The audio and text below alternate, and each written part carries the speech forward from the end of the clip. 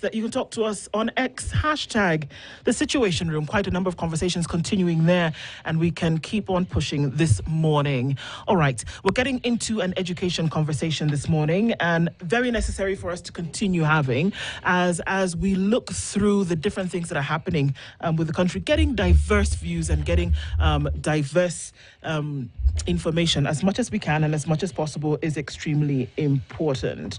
And our guest this hour, who is already seated, is an edutech enthusiast, as we'll be looking at technology solutions in education. Harrison Agosa is here this morning. Harrison, good morning. Good morning. How are you doing? I'm well. Karibu Sana. You're in the hot seat of the Situation Room this morning. And we're looking at a number of issues. We've looked at education and we continue to look at it. Extremely important for us to do. And you call yourself an edutech enthusiast. And we'll, of course, be looking at technological solutions towards the education issue in the country. So welcome. As we normally do, we'll welcome you with today's proverb. CT will share that with you and you tell us what you think about it and how you would, how you resonate with that. Yes, our proverbs for the whole of this week come from the United Republic of Tanzania, okay?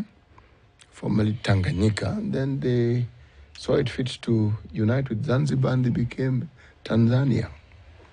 No matter how fast moonlight runs, daylight catches up. All right. I think that means that something that is standardized. However much things change, the standard will always remain. So that if something else that is not matching the standard comes up, however much it moves and appears to be taking over, the right one will always take precedence. Okay. That's the most philosophical answer we've gotten today. Yes, it is. It is. Meaning, let me give you this broad-based understanding. Now, please fit in where you think is appropriate for you. Thank you. All right. Well, Harrison, thank you for being here this morning. Education is a big issue, however we want to look at it, whatever level we want to look at it at, whether you're looking at quality, whether you're looking at, delivery, whether you're looking at provision of it, its importance, it's as a right across board. But what we're looking at today specifically is then delivering it in a technological manner. And if there's solutions, then there must be a problem. Just give us an overview from where you sit. First of all, you're an edutech enthusiast. Can we start with what that is? First of all, how does one become an edutech enthusiast? And then we look at maybe some of the issues that you think are education related in Kenya. I've been in this line for the last 15 years. And I think when you look at education, there are many gaps. And I've always found, technology to be the best way to fix some of these problems. This morning I'll be highlighting two that I think are very significant in solving some of these problems. Mm-hmm. Yes. Okay. What are some of the problems, first of all, before we look at the solutions, according to how you've seen it? All right. I'm looking at the issue of timetabling in schools as a major problem. If you go outside there and do investigation, you'll find even some schools have not stabilized their teaching because timetable systems that are running in schools are not yet as efficient as they are supposed to be. Okay, let's pause for a second. What is the role of a timetable in a school? The core role of a timetable in school is to allocate and appropriate resources. This is human resource, time, and space. That's what a timetable is for. Correct. So when a timetable is performing the function and the purpose for which it is intended, what exactly should it look like and what should it be doing?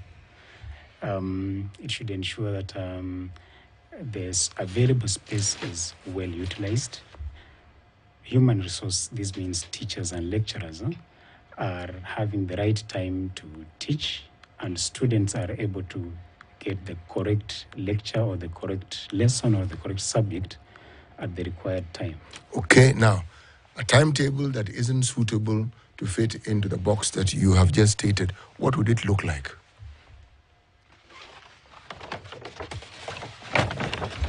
Mark, we need you to help. What I'm doing. Mm-hmm. Okay. This is literally what is happening in schools. You see, for example, this Monday, that was English, and then Tuesday we have lesson 2, CRA, but there is a star there.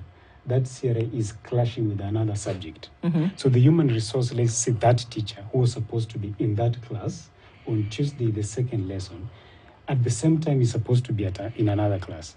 Now that can't work. So it means that one class has to go untaught. And you can see, I just took this as a case sample from one of the schools.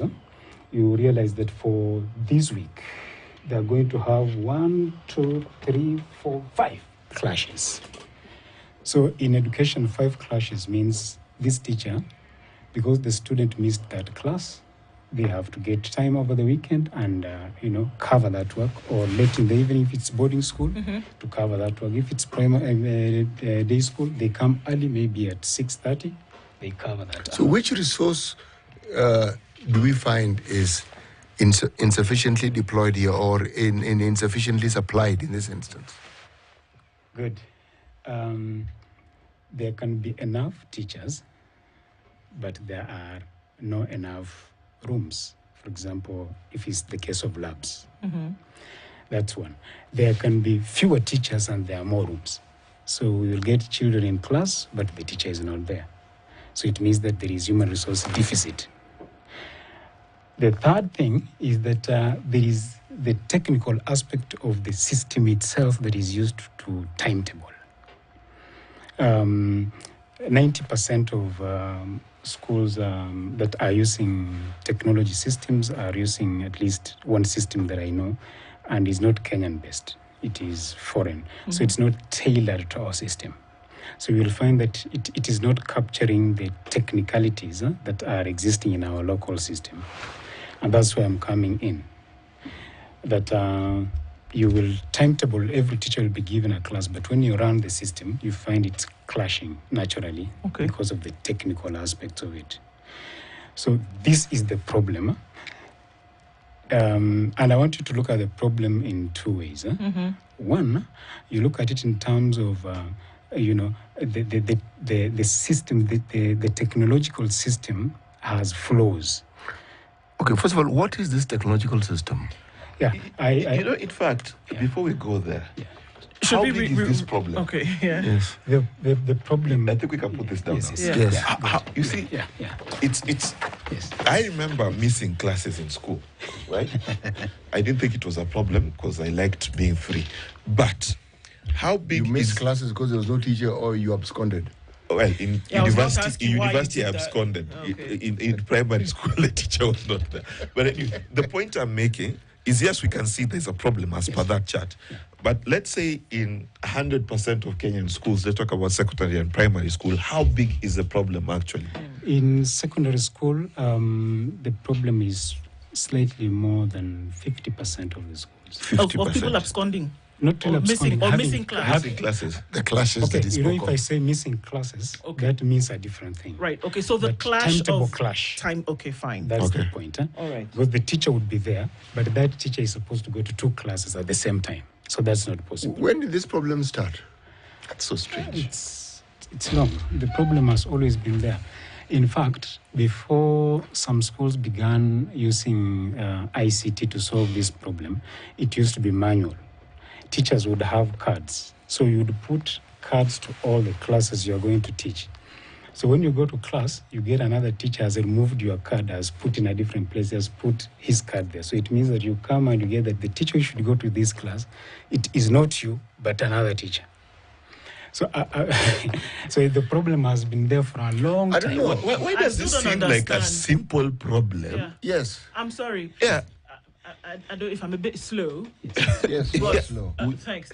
I need We to are understand. all slow on this one, yeah. I need to understand this problem because you have a schedule, right? Correct. Math in the morning at 8:30, CRE, then you have history, whatever. Yeah. So are we saying the problem here is that the teacher who is teaching CRE, for example, at 9:40 is also scheduled to teach another CRE, or rather another subject at the same time? In another class. In another class? Yes. Who is this person who is doing this schedule? You know, The timetabler. There's a human there's being. a person There's in a charge of person this. There's a person in charge of the timetable. who is aware of these other individuals. Like if I'm the one tabling, I know that CT is a teacher of English. Yes. I know that you are a teacher of chemistry. Yes, and I yes. know that you are a teacher of math. Yes. I know these individuals, they exist. Yes. Why would I put CT to teach English at 9:40 in class X, and then also put him to teach English at 9:40 in class Y? Why would I do that? Right. And I like it. I like the way you put it. It looks like a simple problem, but it's not a simple problem. I've been a timetabler for 7 straight years, and You also made the mistake. You still had 50. for those number of years. So I can only term it is a technical thing. That you have, for example, three English lessons or 4 English lessons in a day, from 1, 2, 3, and 4. But you are supposed also to put the Swahili. You're supposed to put their math, all these subjects. And at the end of the day, you have 7 periods or 8 periods, depending on the school. So you find that by the time you run the system to allocate those teachers, some teachers find that they cannot be in class as you had anticipated. Why? There must be something Yes, that's stopping that teacher from being in class. Because there is 2 spaces for him, but he's a single teacher. So it's not the teacher issue then? It's not the teacher issue. Then it must be the timetabler's issue. The timetable has a problem. Yes. And that's what I've come to address, because timetable manually being done has been established to be impossible. It has to be done by a system. Wait. Hold on. Yes. How many teachers are we talking about in a school? Of course, it depends on the school. Some are The average 50. So 50 teachers, Yeah. a timetabler is... Wait. Don't start this. 50 teachers, how many classrooms, how many streams, Correct. and what's the total population of this? Because all these things come in. You can have 50 teachers, and that school has around 2,000 students. And It's you have a true. teacher who's teaching biology in Form 1, Form 2, Correct. Form 3, Form 4. Abi? No, Correct. you see, my question is, he said it is impossible. Yeah. Yes, To do it manually. we will get there. Yeah. We will get there. We'll Okay. get there. So 50 teachers, Yes. 50 teachers, 4, let's assume it's secondary, 4 streams, years. 4 years. From 1, from 2, from 3, from 4. Imagine. And 50 teachers, you've got X number of biology teachers, X number of chemistry teachers, X number of mathematics teachers, because only about 6, 7 subjects. Yes. Right? Yes. And it's impossible to schedule them? You've looked at it from a simplistic view, because when we say this is Form 1, we have Form 1 white, Form 1 blue. Yes, Form 1 I'm yellow. aware. Then Form 4, so it means there are about 16 classes for a 4-streamed school. Okay, we've taken Of a one 4. subject. No. 4 streamed as in every year has 4 streams. streams. Ndio? Yeah, now I From 1 understand. A, B, C, D. Yeah. You understand? I get it. Yeah, so that would be 16. Okay. So these people, you have to come up with a balance whereby by the end of the day, at least every teacher is supposed to have gone to class for the number of 8 periods that we have. Okay. So doing it manually generally is not is Is it really impossible? That was my question. Yes, it is impossible. All right. Yeah, I'm saying now from Okay, let's go with the flow. yes. Let's say it's impossible. Yes. And this is where the solution comes in. Sorry, And can I ask a question before the solution? Ask 3. 3 even. Okay, thanks.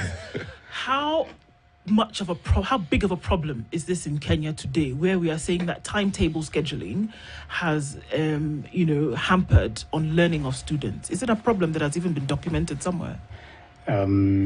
It's a problem. I don't know how I'm going to put it. you look at the adoption of ICT to solve the issue, the problem, okay? That's why I say that slightly over 50% of secondary schools have adopted ICT to solve the issue. And that's why I came here. I wanted to share one of the solutions of that problem based on ICT. Primary schools, less than 10% have adopted ICT to solve that issue. And that brings me to the second problem that I wanted us to look at. I was looking at the technical... Before your second problem, yeah. If I remember I think it is Form 2 mathematics, Yes. there was a problem-solving technique called optimization, Absolutely. where you've got tap A that removes 30 liters of water per minute, and you've got tap C which removes 50 liters per minute, and tap D that has 2 liters per minute. And you are asked what is the best ratio to fill a bucket as quickly as possible. Yes. So there are mathematical formulas for finding the best line of fit Yes. for distributing resources. Absolutely. And it's teachers who teach this. Yeah.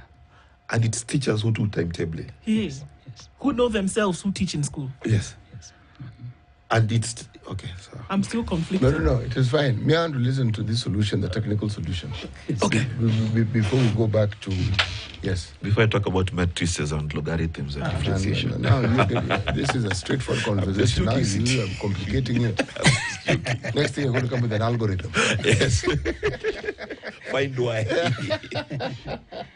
Actually, what he's saying is what is running the system. Now you have to have formula that you have to input in the system that are able to find those lines of best fit for all the lessons, for all the teachers. Yes. Then by the end of the day, when you use the system, there is no clash. Everybody goes to class. Okay. Yes, that's where we are talking about. What you need to appreciate is that when there are conflicts on the timetable, is the technical problem, but that's on the surface. The problem there is a conflict of human resource. You see, when somebody fails to go to class and is supposed to be answerable, and somebody who took his lesson is with him there, they can't work well.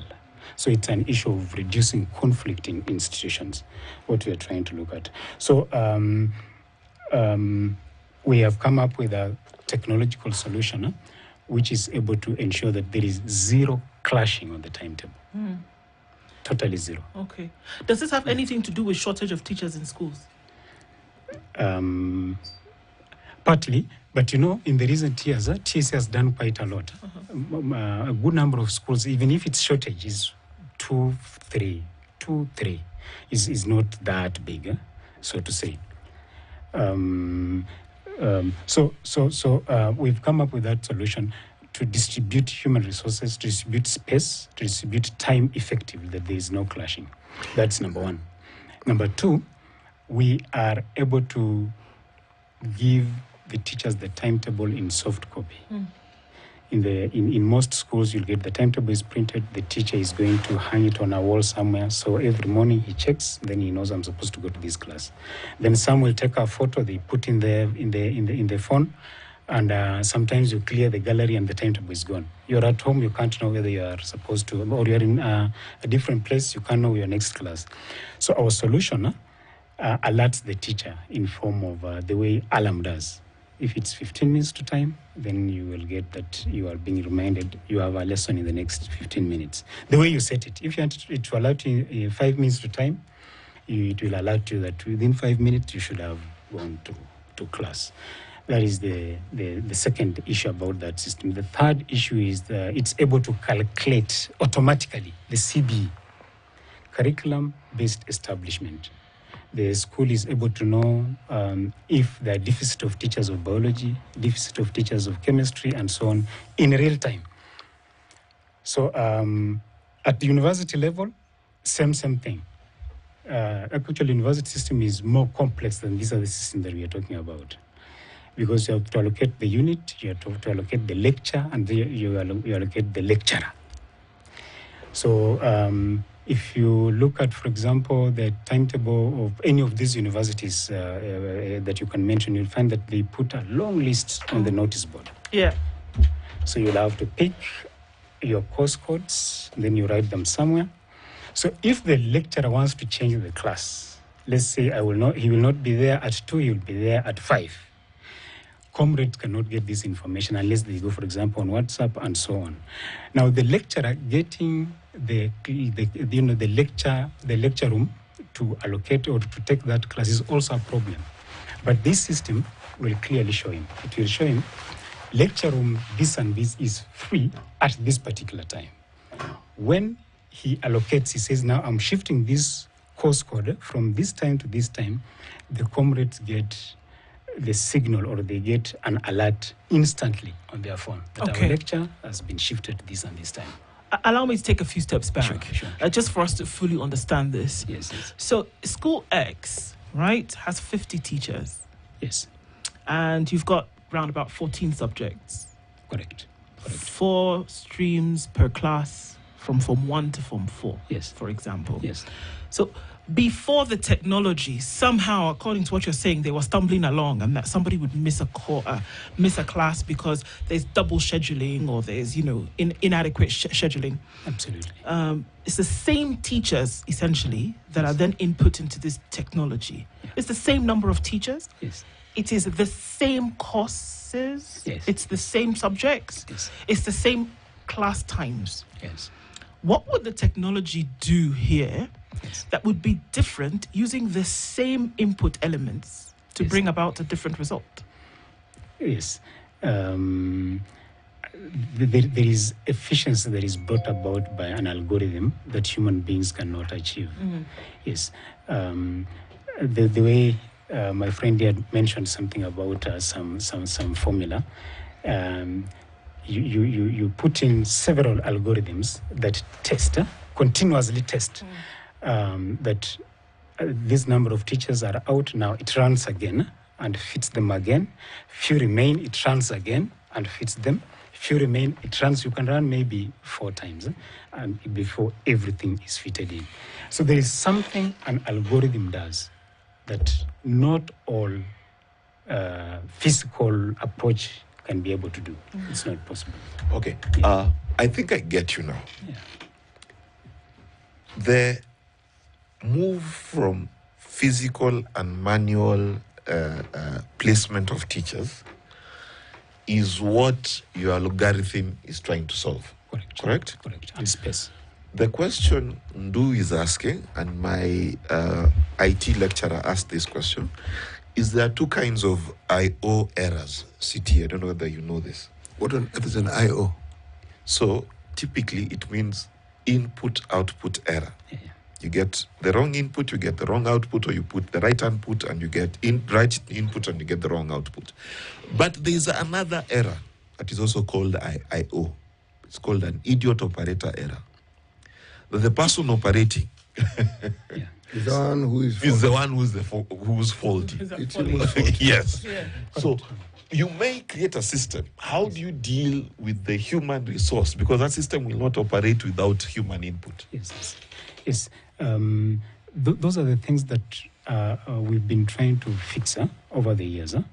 We looked at the existing systems, and we're not just looking at the existing system in Kenya. We've been looking across the globe. We took time to study over 30 different systems in details. And what we are providing is that something that a teacher, because he's not technically trained to handle that, but they should have some platform whereby with their basic skills, they can be able to achieve, or they can run the timetable or the system with very minimal errors, so that we provide templates. For example, if we know this is an international school running Montessori, for example, there are templates for that. So once the school picks it, that template has fixed some of the errors that would have come as a result of human beings. Let's say secondary schools, we have those who do different combinations, physics, history, geography, business studies, and so on. We have those templates already. So those templates now are fixing the errors that would result as a result of maybe human inefficiencies or something like that. Okay. Yes. Let's take a break at this point. We're talking with EduTech enthusiast Harrison Agosa, and we're looking at technology solutions in education this hour. Scheduling is a big one, apparently. Let's come back after this break and continue with that conversation. It's 27 minutes to 10.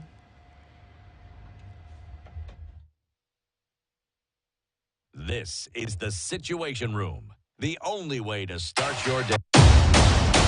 At Standard Talanta Academy, a collaboration between Talanta Institute and Standard Group, we are forging the next generation of media moguls, driving economic transformation and shaping the future. Introducing our flagship program, the Media Mastery Course. From TV and film production, photography to digital journalism, we are about action. Our hands-on approach means you will be creating, producing, and innovating from day one. But we don't stop at technical skills. We empower you with life and entrepreneurship skills. And with Standard Group, home to KTN, Radio Maisha, Spice FM, the Standard newspaper, and more, you'll have unparalleled access to real-world experience and opportunities. Enroll now and ignite your journey in the heart of the creative economy. Visit www.talanta.ac.ke or call 0724 468 468 for more information. Standard Talanta Academy. Unleash creativity.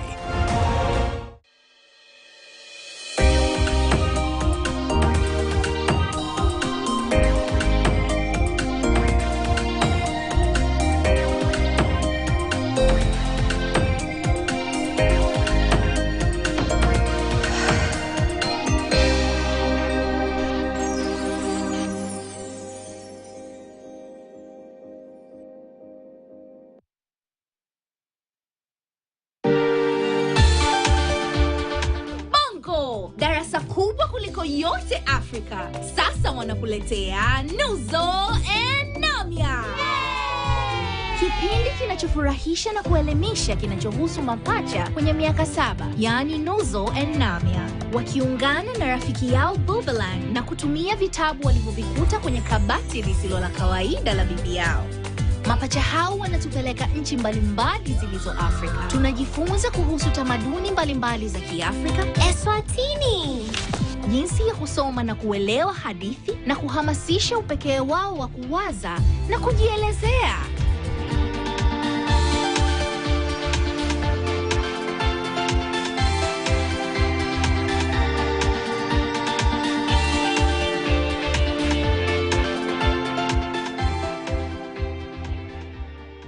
Spice FM KE on X.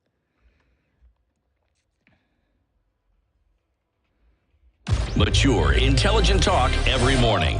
Spice up yourself.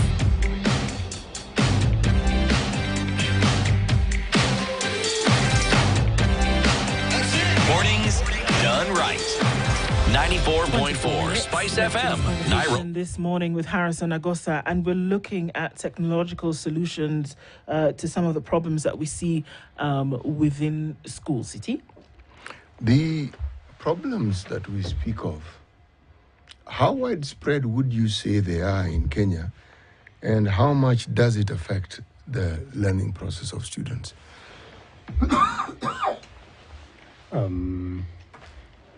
From my understanding, high schooler, the problem could affect in the range of 50%. But primary school is extremely affected. Because I've been in the fields trying to sell the program. You will get between 8 to 9 schools are still doing manual timetabling. Only one would be primary schools. So actually, why I really find this to be important, in the new comprehensive system that we are getting into, the CBC system, you know, the commission recommended that the comprehensive primary school will have one head, the manager. So this means that he's going to run the pre-primary, which has different number of learning areas, the primary that has different learning areas, and the intermediary, and then we have the JSS having different learning areas. JSS in fact has 9. So it's like now you are having a timetable for 2 or 3 different schools. But because it's one head, he has to put all these people together and they work as a team. So timetabling will be very critical because for these 9 learning areas, it will have more periods so that it accommodates the 9 learning areas. The one for 7 will have lesser time, the one for 5 will have lesser time, and so on. So it means that you are supposed to come up with a schedule or a timetable that accommodates 3 schools in one. Now, this is not an easy task as I can say it. That's why we have provided now a schedule or a timetable that has templates, so that once a school, a primary school, acquires one, or let me say now comprehensive school acquires one, you will get in a template for the junior school. Then you get a template for the primary school, the intermediate school, and the preschool in one package. The systems that exist is not possible to run timetable for 3 schools in one. They will be forced to have 3 different timetables. Is it a problem to run a timetable for the so-called 3 schools, or is it a problem to run 3 schools who have the same teacher and yet what is required to be taught is different in all these schools? Which is the problem here? Yes, the problem is that you have teachers that are specializing in different categories but in one school. Teachers in JSS will not come down to teach the students, the pupils. They will not? Yeah, in these other classes, they will not, because they're not trained. All right. And what about the JSS? That's the JSS I'm talking about. Okay. They will not come down. All right. The ones who are teaching the intermediaries and the lower may not teach the JSS. So where does the problem arise? Because it means that already you have distinct teachers whose job allocation is for a specific segment of that learning process. So where would the confusion come in? So the school will need to have 3 timetables. Yes, but again, even 4. But where would the problem be? Because once you have 3 timetables, the problem is solved. Yeah. You know, sir, I am trying to think very carefully about what are the core problems in our education system. One, we have problems with classrooms. 2, we have problems with capitation. 3, we've got problems with childhood poverty in those schools. Feeding programs, etc. But 4, in my imagination, when you start talking about timetables, I thought you're going to come about, and that's why I gave my example of the different taps. I was thinking that maybe the solution you're giving is to say CT is a good English teacher. However, but he needs 3 hours to make his point. Mathematics is a hard subject, but Ndu can do it in an hour. Okay? I thought we are going to optimize the skills of the teachers versus the time versus the scheduling. You know, optimization, not placement. Because I don't think placement is a problem. It begins from placement. And that's why when we say the 3 timetables is the solution we are providing, that schools will have one system, but the 3 schedules in one. So it solves that issue that would be problematic to school. Yes. Coming to the issue of optimization, as Moline says, it's not possible to optimize because every subject the ministry requires to have specific number of hours in a week or a specific number of minutes in a week. So if it's an issue of optimization, then it will be outside the schedule, which we are also providing that in the system. Okay. Yes. You mentioned, quite a significant number of schools that are affected by this. Do we see then that there is requisite, the problems coming as a result, or rather, what problems do we see coming as a result of this misscheduling that you talk about? Yes. In a learning environment or in a school, if time and resources are not well allocated, children will not get the best they deserve. But do we see that happening? Do we see that there is a direct correlation between this improper scheduling and the outcomes that learners achieve at the end of a term or a form. Is that kind of collation done? Yes, it is. Every time education officials are going to schools to verify whether the number of hours somebody is supposed to teach has taught. Every time. So if you find yourself not having enough time or timetable as required, then you have to get time outside the schedule and cover that work. So we are fixing that problem in the sense that no one single teacher, no one single class will have lesser resource allocated to them. I imagine that if it was a 50% problem, that the Ministry of Education would have said, hang on, guys, this thing, you need to fix it. And we would have heard that it has come from them, that your scheduling is an issue. Because if we're saying that it definitely affects learning outcomes, right? It does. And we're saying up to 50% because that is really, really high, then that means learners, I would assume, in these schools then are suffering the negative outcomes because of scheduling mishaps. And that there would be a quality assurance benchmark that then is set at that ministry level to say, come on, guys, we need to even be assured of what your scheduling looks like. I would assume that there would be something like that. Yes, there are standards that are set. There are standards that are set. But when it comes to the actual implementation and programming becomes a big challenge. So many schools, those who can't get the software to run their programs, they end up doing it manually. And I'm saying that manual programs have their issues. Yes. You know, technology doesn't function from thin air or in a vacuum. Technology more or less improves on what the human beings have been doing. And the selling point usually is efficiency. Because technology, once it's set in motion, unless it breaks down, it will do whatever it is that it has been instructed to do, and it will do it repeatedly, and it will do it well. But when you talk of the system that you're speaking of, are you therefore assuming that all these schools will have the requisite number of teachers? Because if you have a good schedule, and this is my question, and the teachers aren't adequate, how do you solve that problem? Yes. That's why I'm saying it's a real issue. If teachers are not adequate, then how do you use those that are available to achieve the same results? Yes.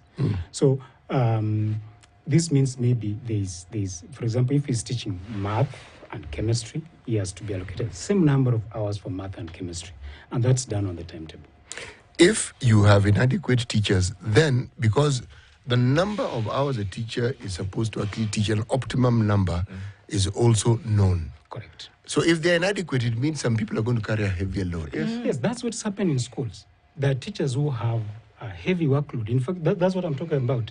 Calculating the curriculum-based establishment, CBE, that we literally have some schools that have more hours on the teacher. And that brings a big challenge. So what happens? You have to pick children from this class, combine with this class, so that it becomes one. The class bulges, but now you have to teach that hour. So it's a real issue. It's not a secret. The deficit of teachers in school in Kenya is evident. That's why TSC is employing even this time many teachers. But even when you talk about the load that teachers have, I think the reality, as you've stated, is that teachers by and large are already overloaded. Yes. In fact, the talking point would be that now the schools where that isn't a problem. Yes. Because a good number of the schools that we have in this country have a problem. Now, the scheduling then helps with the allocation, as you put it, of resources. But everything you said so far can be done manually. Yes. And you know, there's something I would like to ask you, sir. Yeah.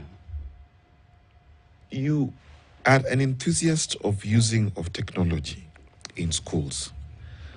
I am even more curious that many of our schools are in rural areas. Many of our schools are still chalk and dust and earth floor. How is this technology going to reach to that level?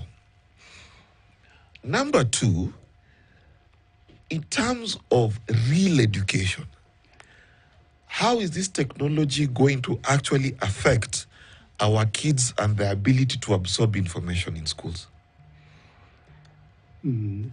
Okay. the questions you are asking are relevant, huh?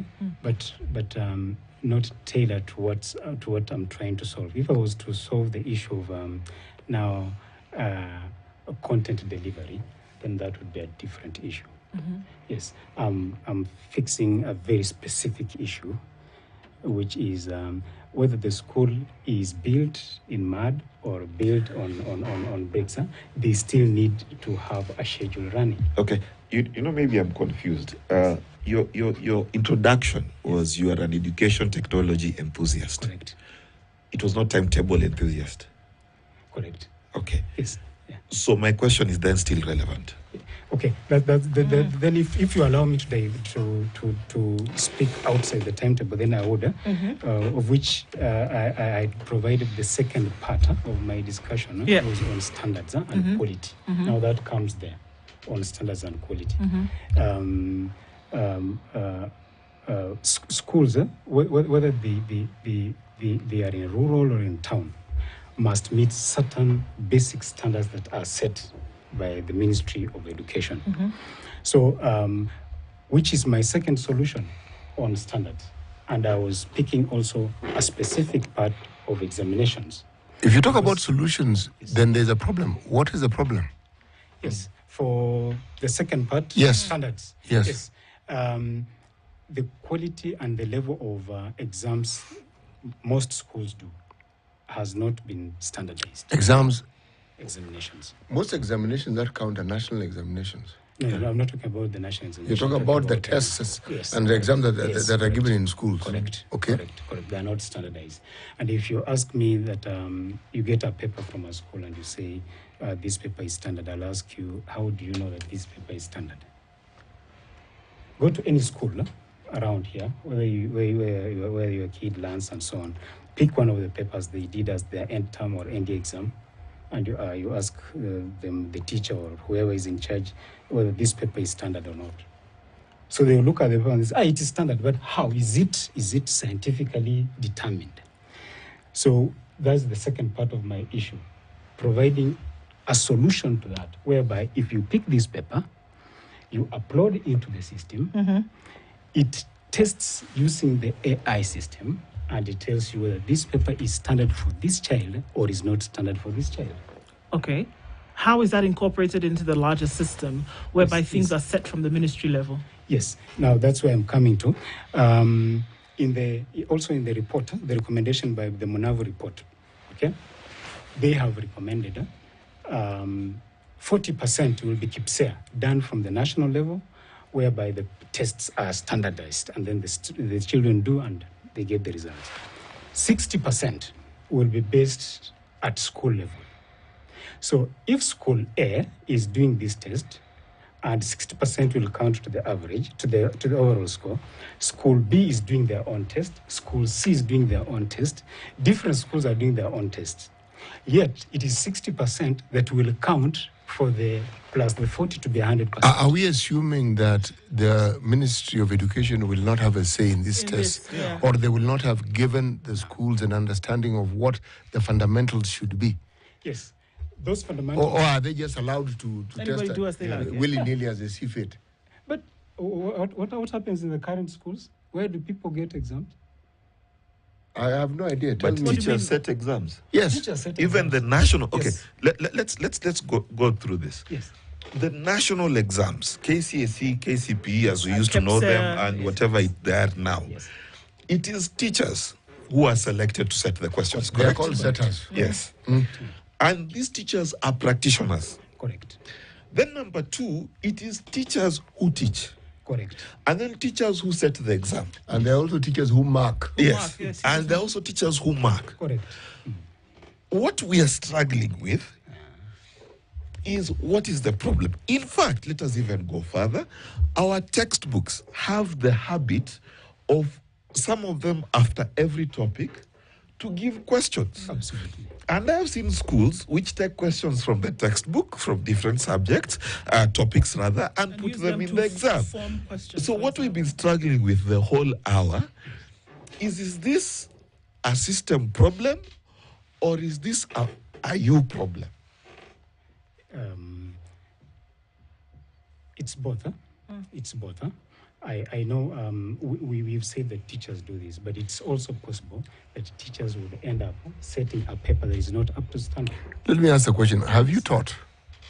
I'm a practicing teacher, so I'm speaking from things that I really understand. What subject do you teach?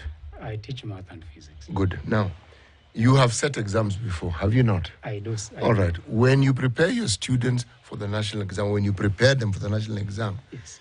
how did you set your exams? How did you set your tests? Yes, you sit down. What was your reference point?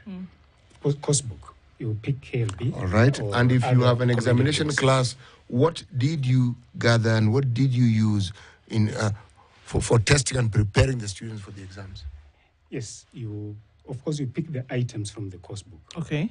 After you pick the items from the course book, you arrange them in order of the ability of those questions.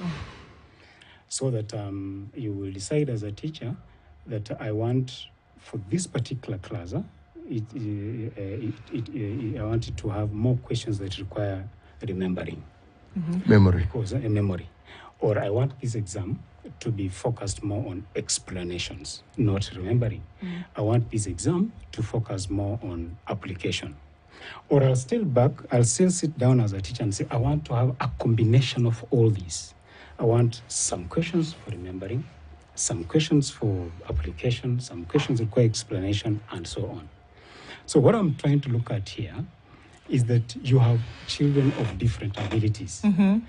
How will you set a paper, or how will somebody set a paper and ensure that actually this class here, their ability would require more memorizing, therefore you give them that paper. How would you determine that? But isn't that why we have a whole new system of curriculum in the first place? Because what it does is that it reduces the emphasis now that you place on an exam. And through the year, you're dealing with continuous assessment, you're dealing with projects, which they have to do on a regular basis. So you remove the dependence on finding out what you're looking for from an exam. That's a new curriculum has been put in place to solve that exact problem. I think people are not getting the point. Curriculum implementation or curriculum design is determined by the type of testing you give to children. You know, we need to really get that very clear. Even the new system that everybody really is about, and we are moving out with it, eventually we will determine how it's going to work basing on the outcome of these children. So if you want to know how a teacher delivers, if you want to know how a system is effective, type